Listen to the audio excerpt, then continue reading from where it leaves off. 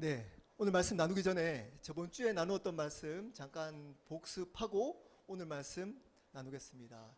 저번 시간에는 삶의 광야에 대해서 나누었습니다. 하나님께서 여러분을 사용하시려면 반드시 광야 학교를 지나야 된다라고 말씀을 드렸습니다. 광야 학교는 아무것도 하지 않는 것이 아니라 하나님이 주신 그 사명, 복음을 전하는 것을 계속하는 것이다 라고 말씀을 드렸습니다. 광야를 지나간 사람들은 두 가지 삶을 산다고 말씀드렸습니다. 하나님 앞에서 삶을 삽니다. 언제나 하나님께서 함께 하신다는 것을 믿고 살아간다는 겁니다. 코람데오로 살아간다는 겁니다. 두 번째는 하나님만을 위해서 살아간다고 말씀을 드렸습니다. 이제는 하나님이 삶의 주인이기 때문에 하나님만 바라보고 산다고 말씀을 드렸습니다. 삶의 광야를 지나면 이 세상의 편한 삶을 기다리는 것이 아니라 진짜 광야의 삶이 기다리고 있다라고 말씀을 드렸습니다. 이것이 중요하다라고 말씀을 드렸습니다. 본향을 바라보는 진짜 광야의 삶을 살아가게 된다라고 말씀을 드렸습니다. 자, 오늘은 갈라디아서 강의 6번째로 복음이 주는 자유에 대해서 말씀을 나누겠습니다. 여러분들은 자유하십니까? 이렇게 질문을 하면 많은 사람들이 생각을 할 겁니다. 내가 진짜 자유한가? 요한복음 8장 32절에는 진리를 알지니 진리가 너희를 자유롭게 하리라 라고 약속해주고 있습니다. 진리를 바르게 안다는 말은 경험한다는 말입니다. 바르게 알고 경험하면 반드시 자유를 누리게 된다는 겁니다. 반대로 자유를 누리고 있지 못하면 진리를 아는 자가 어쩌면 아니라는 겁니다. 여러분들은 자유하십니까? 오늘은 이 자유에 대해서 나누도록 하겠습니다. 자유하려면 하나님이 원하시는 복음이 주는 자유가 어떤 자유인지를 먼저 알아야 합니다. 오늘 내용이 좀 많습니다. 그래서 잘 따라오시기를 바랍니다. 우리 설교 노트 한번 볼까요? 복음이 주는 자유는 어떤 자유일까요? 첫 번째입니다. 들어갈까요? 뭐뭐 때문에 묶일 수 있는 자유입니다. 본질 때문에 묶일 수 있는 자유입니다. 1절부터 3절까지 말씀입니다. 갈라디아서 2장 1절 말씀 읽겠습니다. 14년 후에 내가 바나바와 함께 디도를 데리고 다시 예루살렘에 올라갔더니, 자, 중요한 것이 있습니다. 14년 후라고 할 때 언제부터 14년 후인가가 중요합니다. 언제부터 14년 후일까요? 우리 저번 주에 1절에 예루살렘에 잠깐 방문하고부터 14년 후라고 대부분 신학자들이 이야기를 합니다. 그래서 이때가 언제냐면 예루살렘 공의회, 바울의 복음이 인정되었던 그 공의회가 있는 그 해다 라고 많은 신학자들이나 목사님이 이야기를 합니다. 하지만 저는 다르게 생각합니다. 이 14년 후가 언제부터 14년 후냐면 바울이 다메섹에서 예수님을 만나고부터 14년 후라고 저는 생각합니다. 여러분, 바울이 회심한 다메섹에서 예수님을 만난 해는 언제일까요? 이것은 유명하잖아요. AD 32년 또는 34년이라고 하는 분도 계십니다. 32년입니다. 자, 32년 플러스 13은 언제인가요? 46입니다. 이때가 언제냐면 바울과 바나바가 안디옥 교회에서 예루살렘 교회로 구제 헌금을 보내러 가던 시기입니다. 사도행전 11 1장에 나옵니다. 여러분 사도행전 강의할 때 제가 나눈 적이 있습니다. 그때 당시에 기근이 들었습니다. 안디옥 교회는 예루살렘 교회에서 파송한 교회, 이방인 교회였습니다. 거기에 목사가 누구였다고요? 바나바였습니다. 이 바나바가 사역을 하다가 힘드니까 바울을 불러서 함께 사역을 했습니다. 안디옥 교회에서. 근데 기근이 들었습니다. 그랬더니 이 안디옥 교회에서 구제 헌금을 모아서 본교회인 예루살렘 교회로 보냈습니다. 그때 바울과 바나바가 갔습니다. 이때가 AD 46년입니다. 여러분 이것이 왜 중요할까요? 제가 이런 얘기 잘 안 하잖아요. 이것이 왜 중요할까요? 갈라디아서가 공의회 전에 쓰여졌는지 이후에 쓰여졌는지는 중요합니다. 왜냐하면 내용의 이해가 달라질 수 있기 때문입니다. 저는 왜 이전이라고 생각하느냐, 46년 이 예루살렘 올라갔을 때가 구제헌금이라고 생각하느냐 하면 2절에 보면 이렇게 나옵니다. 유력한 자들에게 사서로이 한 것은, 계시를 따라 올라가서 복음을 전하는데 사서로이가 어떤 뜻이죠? 개인적으로 전했다는 겁니다. 어쩌면 공적으로 못 전하고 어떻게 전했다고요? 몰래 개인적으로 전했다는 겁니다. 공의회에서 인정을 받았다면 이렇게 몰래 개인적으로 전할 필요가 있을까요? 없습니다. 그리고 10절 한번 볼까요? 2장 10절. 다만 우리에게 가난한 자를 기억하도록 부탁하였으니, 가난한 자들의 이야기가 나옵니다. 그렇기 때문에 이 내용상 저는 개인적으로 이 올라갔던 시기가 바로 구제헌금을 보내기 위함이라는 겁니다. 사실 이거 가지고도 논쟁이 많습니다. 사실 이 내용이 초점이 아니기 때문에 이까지만 하도록 하겠습니다. 근데 갈라디아서 2장 2절 한번 볼까요? 제가 읽겠습니다. 계시를 따라 올라가 내가 이방 가운데 전하는 복음을 그들에게 제시하되 유력한 자들에게 사서로이 한 것은 내가 다름질을 하느냐 다름질을 한 것이 헛되지 않게 하려 함이라. 계시를 따라 올라갔다라고 이야기를 합니다. 그 계시가 어떤 계시냐면 사도행전 11장 28절 그 밑에 나옵니다. 그 중에 아가보라 하는 사람이 일어나 성령으로 말하되 천하에 큰 흉년이 들리라 하더니 클라우디오 때에 그렇게 되니라. 아가보라는 사람이 성령으로 예언하는 계시를 의미합니다. 그것에 따라 예루살렘에 올라갔다는 겁니다. 구제헌금을 전해 주로. 이 내용보다 더 중요한 것이 바로 3절입니다. 제가 읽겠습니다. 3절. 그러나 나와 함께 있는 헬라인 디도까지 억지로 할례를 받게 하지 아니하였으니. 갑자기 구제헌금 이야기를 하다가 할례 받지 않는 이야기를 합니다.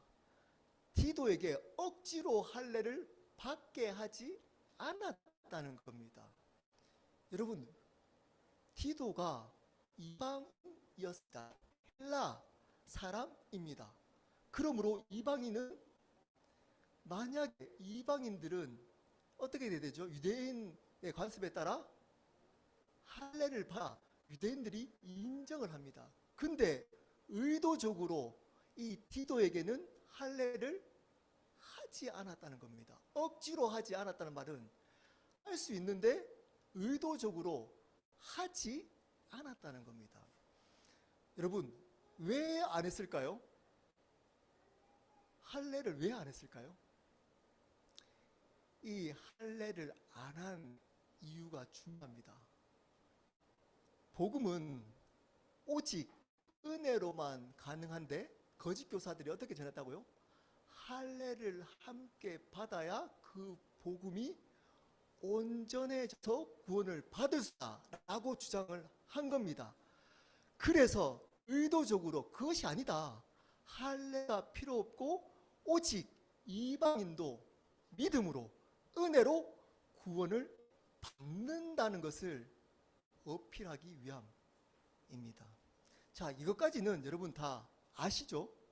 이 얘기는 대부분 아시잖아요. 근데 중요한 게 있습니다. 들어온 일이 있습니다. 사도행전 11장에 이 일이 있고 그 이후에 한 바울의 행동 때문입니다. 우리 설교노트 한번 볼까요? 설교노트 사도행전 16장 1절입니다. 제가 읽겠습니다. 바울이 더베와 루스드라의 이름에 거기에 디모데라 하는 제자가 있으니 그 어머니는 믿는 유대 여자요 아버지는 헬라인이라. 어머니는 유대인이지만 아버지가 이방인이었습니다. 그때 당시에는 북의 사회였기 때문에 아버지가 헬라인, 이방인이었기 때문에 이방인으로 디모데는 취급받았습니다. 16장 2절부터 3절입니다. 디모데는 루스드라와 이고니온에 있는 형제들에게 칭찬받는 자니 바울이 그를 데리고 떠나고자 할새 그 지역에 있는 유대인으로 말미암아 그를 데려다가 할례를 행하니 이는 그 사람들이 그의 아버지는 헬라인인 줄 알미러라. 여러분 이해가 되시나요? 디도는 할례를 하지 않았던 이 바울이 디모데는 할례를 의도적으로 한 겁니다. 할례가 중요했을까요? 바울은 지금 할례를 하는 것이 맞냐, 할례를 안 하는 것이 맞냐를 이야기를 하고 있지 않습니다. 그것에 초점이 맞춰 있지 않습니다. 왜냐? 바울이 할례도 줬다가 할례도 안 줬다가 할례도 줬다가 하기 때문입니다. 근데 디모데에게 할례를 준 이유를 3절에 이렇게 밝히고 있습니다. 유대인으로 말미암아. 이 말의 의미가 뭘까요? 유대인을 전도하기 위해서, 유대인에게 복음을 전하기 위해서 디모데에게는 의도적으로 할례를 행했다는 겁니다. 바울에게는 할례를 하느냐 안 하느냐, 이것이 옳으냐 안 옳으냐 보다 더 중요한 게 있었습니다. 뭘까요? 영혼에게 복음을 전하는 것이었습니다. 이것이 바울에게 신앙에서 가장 중요한 본질이었습니다. 영혼 구원이 본질이었던 겁니다. 영혼 사랑이 바울에게 본질이었다는 겁니다. 여러분, 진리로부터 오는 자유는 이 본질에 묶일 수 있는 자유여야 합니다. 본질 때 묶일 수 있어야 됩니다. 예를 들어 가지고 바울이 그때 당시에 우리 디도에게 할례를 행했다가 조금 지나서 디모데에게 할례를 행하면, 디도에게 안 했다가 디모데에게 할례를 행하면 사람들이 어떻게 얘기했을까요? 어떻게 얘기했을까요? 야, 바울 자기 멋대로 살거네. 어떨 때는 하다가 어떨 때는 안 하다가 라는 이야기가 안 나왔을까요? 그때 당시에 바울을 공격하려고 했던 사람들은 바울이 했던 어떠한 행동에도 트집을 잡으려고 했습니다. 그러면 이것은 큰 트집이 될 수 있습니다. 사람에게, 사역에게 어쩌면 큰 방해가 될 수도 있습니다. 근데 바울은 그것이 중요하지 않았습니다. 어쩌면 그 율법에 자기 스스로가 묶여버리는 겁니다. 이해가 되나요? 자기가 이게 율법이라고 비판했던 그 율법에 자기가 스스로 묶어버립니다. 왜일까요? 신앙의 본질 때문입니다. 신앙의 본질 때문에 자기가 가지고 있는 자유를 절제할 수 있는 그 자유가 진리로부터 오는 자유입니다. 하고 싶은 이야기 다 하고, 하고 싶은 행동 다 하고, 자유라고 내가 맞는 얘기, 옳고 그름의 얘기를 다 잘한다고 그 사람이 자유한 사람이 아니라는 겁니다.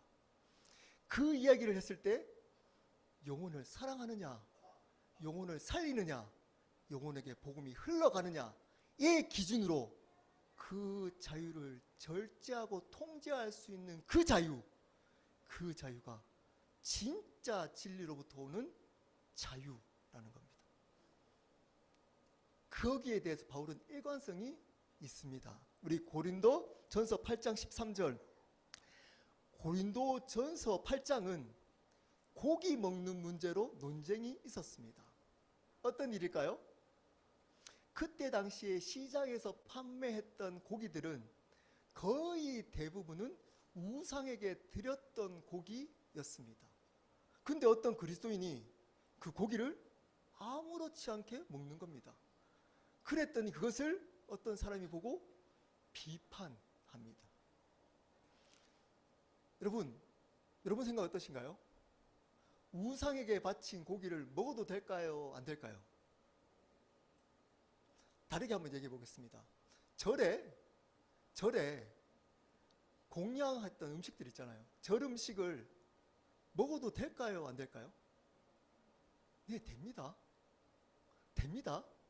왜냐? 자유하기 때문입니다. 거기에 대해서. 우상에게 바친 고기를 먹어도 된다고 바울은 이야기를 합니다. 근데 또 당황스럽습니다. 13절입니다. 그러므로 만일 음식이 내 형제를 실족하게 한다면 나는 영원히 고기를 먹지 아니하여 내 형제를 실족하지 않게 하리라. 바울은 자기가 영원히 그 고기를 먹지 않겠다는 걸, 먹어도 되는데 먹지 않겠다는 겁니다. 이것이 자유입니다. 이유가 뭘까요? 내 형제가 그것을 보고 시험 들고 실족하면 나는 영원히 먹지 않겠다는 겁니다. 왜냐? 그 영혼을 사랑하기 때문입니다. 그 영혼에게 진리가 들어가야 되는 것이 신앙의 본질이기 때문입니다. 그래서 그것에 대해서 묶입니다. 율법이 되잖아요. 고기 안 먹는 것이 뭐죠? 율법이잖아요. 그 율법에 내가 묶이겠다는 겁니다. 율법적이게 되겠다는 겁니다. 욕을 얻어먹더라도. 왜냐? 본질 때문이라는 겁니다. 이 자유를 모르는 분들이 많습니다. 자기가 옳은 얘기를 하면 단주합니다. 내가 한 얘기가 진리 말씀의 근거로 하기 때문에 상관없어. 맞는 얘기야. 틀린 얘기 아니야. 옆에 있는 상처를 받든 아파하든 그 사람의 수준이 어떠하든 상관없습니다. 옳은 얘기를 하면 됐지 이랍니다. 괜찮다는 겁니다. 큰일 납니다. 그것은 자유가 아닙니다. 성경이 가르치고 있는 자유가 아닙니다. 여러분, 가장 대표적인 게 뭐죠? 술과 담배입니다. 이것을 가지고 제가 재밌는 질문 하나를 게시판에서 봤습니다. 어떤 청년이 질문을 했습니다. 청년부 목사님에게. 목사님, 담배를 피면 천국에 못 갑니까? 이렇게 질문했습니다. 그랬더니 그 청년부 목사님의 대답을 저는 지금도 잊을 수 없습니다. 이렇게 대답했습니다. 간단하게. 아닙니다. 더 빨리 천국에 갑니다. 담배를 피면 여러분 더 빨리 천국에 갑니다. 예수 믿고 담배를 피면. 술을 많이 마시면 네, 그건과 상관없습니다. 담배와 술은 그건과 아무 상관없습니다. 여러분, 간이 나빠지거나 폐가 나빠져서 더 빨리 가실 겁니다. 천국에. 빨리 가고 싶으시면 술, 담배 하시면 됩니다. 근데 문제가 있습니다. 술, 담배는 구원과 상관없지만, 구원의 문제는 아니지만 신앙의 문제입니다. 이것이 중요한 겁니다. 내가 자유롭게 술, 담배를 할 수 있지만 옆에 있는 연약한 믿음의 사람이 그것을 보고 시험이 들거나 믿지 않는 사람이 보고 너는 나하고 똑같아. 야, 뭐 예수 믿는 사람이 똑같네. 라고 진리를 방해하는 거리가 된다면 술, 담배 하시면 안 됩니다. 안 됩니다. 이것이 자유인 겁니다. 이 자유를 누려야 하나님이 주시는 진짜 자유를 누릴 수 있습니다. 왜냐? 그 영혼을 사랑하는 것이 내가 마음대로 할 수 있는 이 자유보다 더 본질이기 때문입니다. 여러분, 이 본질 때문에 여러분, 묶일 수 있는 그 자유가 진짜 자유입니다. 잘 들으십시오. 복음으로부터 오는 자유는 복음을 위한 자유입니다. 중요한 이야기입니다. 복음으로부터 오는 자유는 복음을 위한 자유여만 되는 겁니다. 그 자유가 진짜 자유입니다. 두 번째 자유입니다. 두 번째, 비본질에는 묶이지 않는 자유입니다. 4절부터 5절까지 말씀입니다. 우리 한 목소리로 갈라디아서 2장 4절 말씀을 함께 읽어보도록 하시겠습니다. 시작.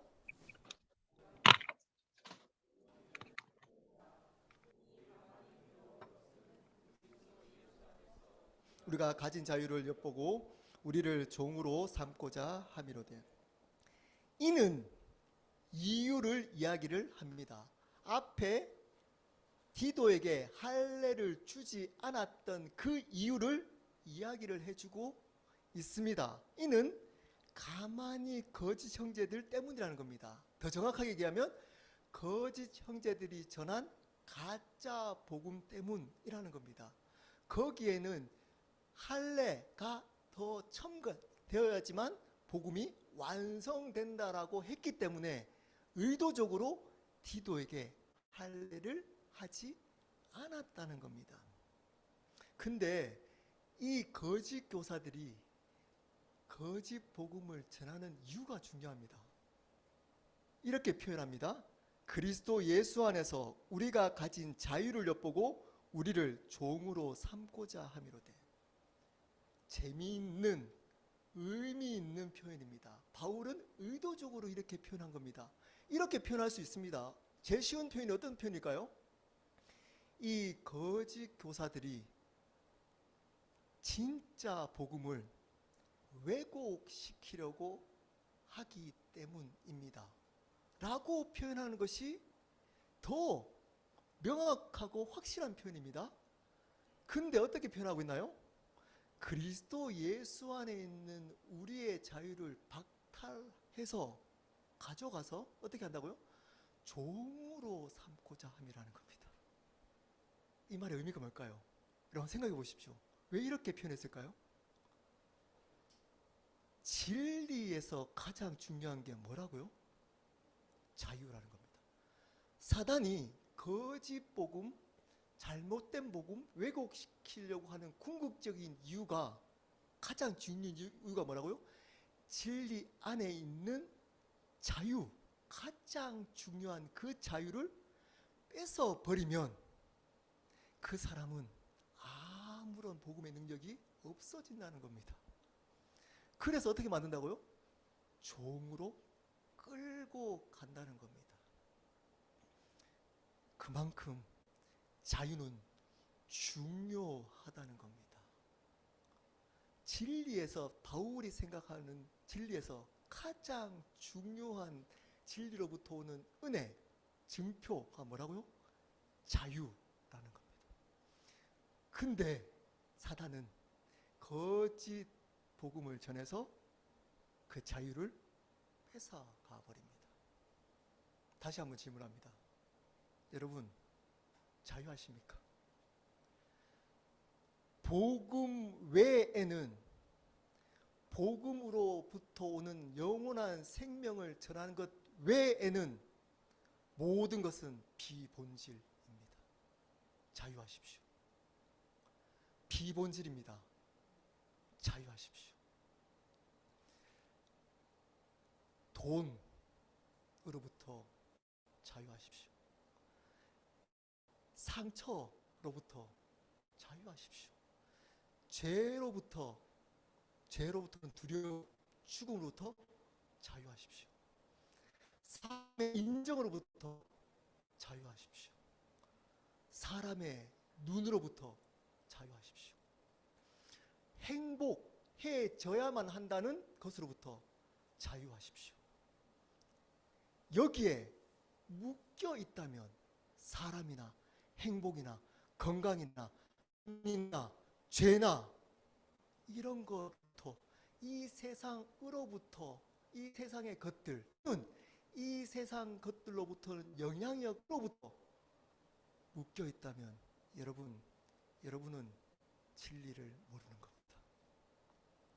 진리를 모르는 겁니다. 사단은 성공했습니다. 성공해서 구원을 받을 수 있습니다. 근데 여러분은 평생 종이 되어서 끌려 다닐 겁니다. 행복해야 되는데 가정에서 불행하잖아. 행복해져야 해. 어떻게 해야 돼? 이혼해. 그럼 행복해져. 돈 없으니까 무시당하는 거야. 돈 벌어야 돼. 열심히 예배 중요하잖아. 돈을 벌어야 돼. 예수 믿는 사람도 돈이 있어야 돼. 건강해야지. 일찍 죽으면 서럽잖아. 열심히 운동하지 말라는 거 아닙니다. 거기에 집착하는 사람도 있습니다. 그것이 삶의 모든 것인 것처럼. 괜찮습니다. 거기 자유하십시오. 사람의 인정. 나는 왜 사랑받지 못할까? 저 사람들은 사람들이 다 사랑하는데 나는 머리가 왜 나쁠까? 나는 외모가 왜 이럴까? 여러분, 이 본질에 자유하십시오. 썩어져 없어질 겁니다. 이 땅에서 끝날 겁니다. 거기에 묶여 있다면 여러분, 진리로부터 오는 자유를 여러분 누리지 못하고 있습니다. 왜 그럴까요? 진리를 모르기 때문일 수 있습니다. 자, 그 이유를 그 다음 구절에 밝힙니다. 한번 보실까요? 2장 5절입니다. 그들에게 우리가 한시도 복종하지 아니하였으니 이는 복음의 진리가 항상 너희 가운데 있게 하려 함이라. 여기에 묶이지 않는, 세상 것들 비본질에게 묶이지 않는 방법을 이야기를 해주고 있습니다. 어떻게 하라고요?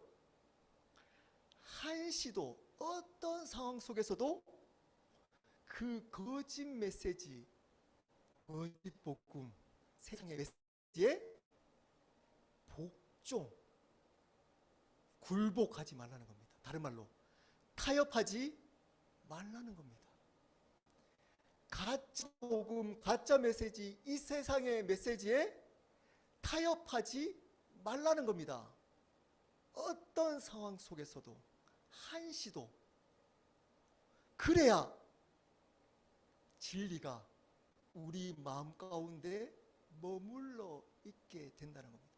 그래야 그 진리가 여러분을 자유해 할 수 있기 때문입니다. 근데 세상의 메시지를 둘 때 아멘합니다. 너 불행하지? 삶 너야.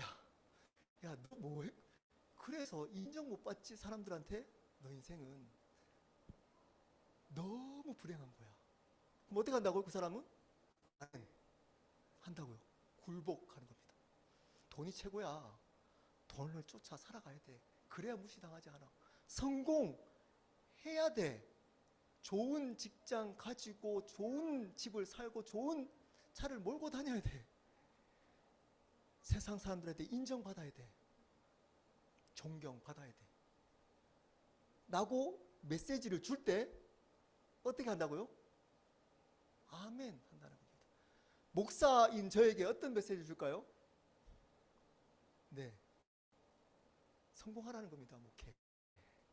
그래야 좋은 목사 된다는 겁니다. 그럴 때 아멘 해버리면 진리가 떠나간다는 겁니다. 그 진리가 내 마음속에 머물러 있지 않기 때문에 참된 자유, 진리로부터 오는 자유를 못 누리게 된다는 겁니다. 복음에, 바른 진리에 아멘 하셔야 돼요. 바른 복음에 타협해서는 안 됩니다. 여러분, 그때 당시에 할례를 주면 복음이 완성된다고 하는 이 거짓 복음에 아멘 할 가능성이 훨씬 높을 수 있습니다. 할례 받는 게 죽는 건가요? 어렵지 않습니다. 우리 형제분들 다 받은 거잖아요. 물론 조금 힘들겠지만 어렵지 않습니다. 죽는 거 아닙니다. 보여집니다. 또 눈으로 구원받았다는 징표가 눈으로 보여집니다. 오히려 더 확실한 증거처럼 보일 수 있습니다. 더 안전하게 보일 수 있습니다. 믿음은 보이지 않는데 할례는 눈으로 보이기 때문에 할례를 받았기 때문에 나는 구원받았어 라고 이것이 나의 구원에 안정감을 줄 수도 있습니다. 근데 왜 타협하지 않을까요? 바울은 진리가 마음속에 머물러 있게 하기 위함이었습니다. 자유를 누리기 위함이었습니다. 종이 되지 않기 위함이었습니다. 근데 많은 사람들은 종으로 살아갑니다. 종으로 살아갑니다. 믿는다고 하는데 돈의 종으로 살아갑니다. 믿는다고 하는데 사람의 종으로 살아갑니다. 믿는다고 하는데 미래의 성공의 종으로 살아갑니다. 왜냐? 거기에 아멘, 진리에 타협하기 때문입니다. 그래, 믿어도 돈을 쫓아가는 게 뭐 문제야? 믿어도 사람한테 인정받는 게 뭐가 문제야? 믿어도 미래를 열심히 내 의지로 내 계획을 가지고 하는 게 뭐가 문제야? 믿어도 내가 가정에서 행복해지고 잘 사는 게 뭐가 문제야? 문제 안 됩니다. 근데 그것이 여러분의 신앙의 전부인 것처럼 붙들고 의지하면 큰일 납니다. 그것은 있어도 되고 없어도 아무 문제가 썩어 없어버릴 것입니다. 거기에 대해서는 노입니다. 나는 예수로만 충분하다. 나는 예수 그리스도가 내 삶의 유일한 소망이고 주인이다. 거기에 아멘 해야 하는 겁니다. 그때 나머지 있는 비본질이 죽어버리는 겁니다. 근데 이것도 아멘, 저것도 아멘 합니다. 타협합니다. 여러분, 복음이 무엇입니까? 진리가 뭡니까? 그래서 저희 교회가 진리 복음에 대해서 강조하는 겁니다. 강조하고 또 강조하는 겁니다. 복음은 한 문장으로 정확하게 툭 치면 나와야 됩니다. 이걸 안다고 하는 건 아닙니다. 고맙지? 못합니다. 뭔가요, 복음은? 새로운 삶을 듣고 이것이 확실할 때까지 들어야 됩니다. 복음은 예수 그리스도가 여러분의 죄를 위해 십자가에 돌아가심으로 유일한 구원자이시며 그 십자가에 죽으신 그 예수 그리스도가 부활하셔서 우리의 삶과 생명의 주인이시다.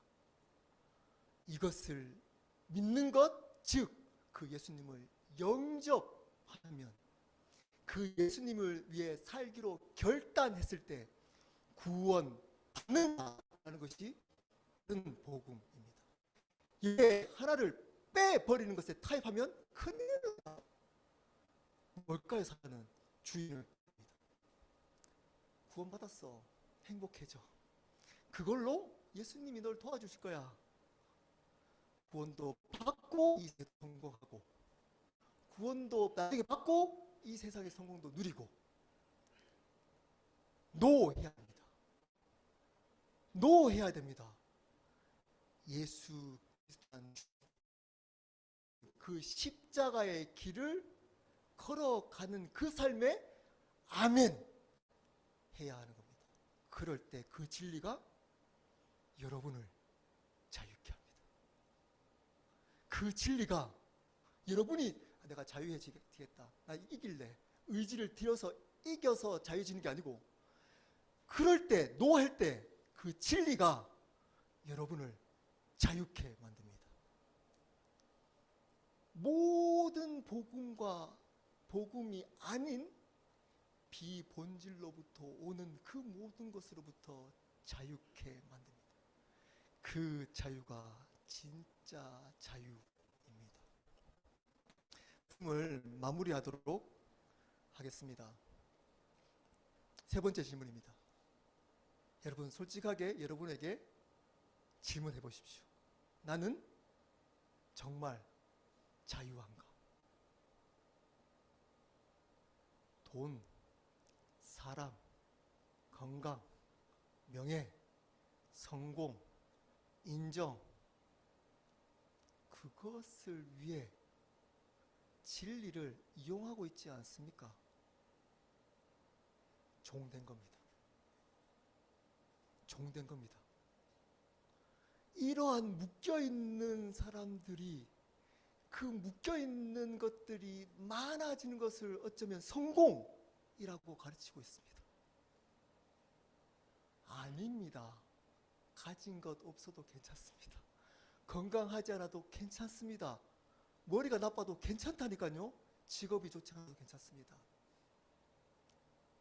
예수 그리스도가 나의 유일한 구원자이시며 그분이 나의 삶과 생명의 주님이심을 믿는 그 진리를, 아멘, 그 진리만 붙들고 있다면 여러분 그 어떤 것들로부터 여러분을 묶을 수 없을 겁니다. 왜냐? 우리는 천국 시민이기 때문입니다. 우리는 이 땅에 끝날 자가 아니라 이미 영원한 천국을 살아가고 있는 사람이기 때문입니다. 이 자유가 여러분의 모든 삶 가운데 함께 하시기를 예수 그리스도 이름으로 축복합니다. 우리 함께 기도하도록